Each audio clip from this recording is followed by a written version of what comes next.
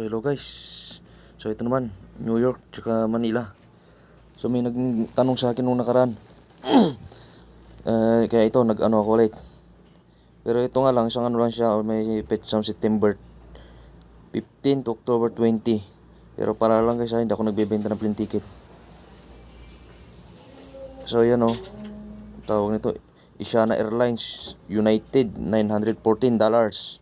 Sa bagong gising na kasi ako eh. Eva Air $946. Tingnan natin, walang Philippine Airline ah. Puro Carmena, Asiana Airlines. Wala. So ito may Korean, one stop. 1,000, mahal.